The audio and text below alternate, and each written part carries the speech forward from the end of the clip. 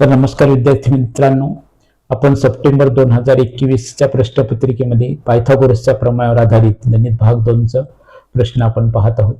बघा, प्रश्न पहिला ए आहे. 1 मार्काचा प्रश्न आहे. पुढीलपैकी कोणते पायथागोरसचे त्रिकूट नाही असं आपल्याला सांगायचं आहे की कोणतं पायथागोरसचं त्रिकूट नाही हे आपल्याला याच्यातून ओळखायचं आहे.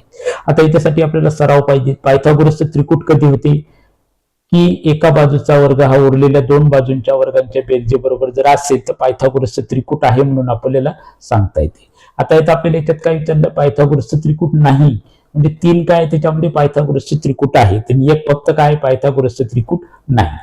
आता 12, 9, 15 हे पायथागोरसचे त्रिकूट आहे, कारण याचा जर वर्ग केला आपण तर एका बाजूचा वर्ग उरलेल्या दोन बाजूंच्या वर्गांच्या बेरजेबरोबर येतो. दुसरं सुद्धा काय बाजूंच्या वर्गांच्या बेरजे बरोबर. तिसरं बघा, आता तिसरं काय 25 चा वर्ग. 25 चा जर वर्ग केला तर आपण किती येतात 625.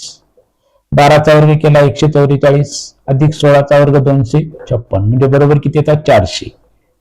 म्हणजे 625 बरोबर नाही 400 म्हणजे कोणता पर्याय याच्यामधला आपल्याला सी पर्याय आहे. मग आपल्याला याचं उत्तर कसं द्यायचं, प्रश्न पहिला मधलं किती आहे चौथं गणित आहे, चौथं बीट आहे आणि सी पर्याय त्याच्यामध्ये आपल्याला लिहायचं. ते 1 मार्कासाठी गणित विचारलेलं आहे. आता दुसरा प्रश्न विचारलाय. प्रश्न पहिला की एका चौरसाचा कर्ण 12 वर्गमुळात 2 आहे तर त्याची बाजू काढायची आहे. आता चौरसाची बाजू बरोबर सूत्र लिहायचं, कर्ण छेदिले वर्गमुळात 2. सूत्र आपल्याला पाठ असलं पाहिजे. मग कर्णाच्या ठिकाणी किंमत ठेवा, किती आहे कर्ण 12 वर्गमुळात 2 छेदिले किती आहेत वर्गमुळात 2. वर्गमुळात 2 वर्गमुळात 2 काय झाली कटली.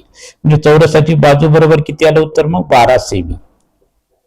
चौरसाची बाजू बरोबर किती आहे 12 सेमी. हा 1 मार्काचा प्रश्न होता. हा सुद्धा काय 1 मार्काचा प्रश्न आहे.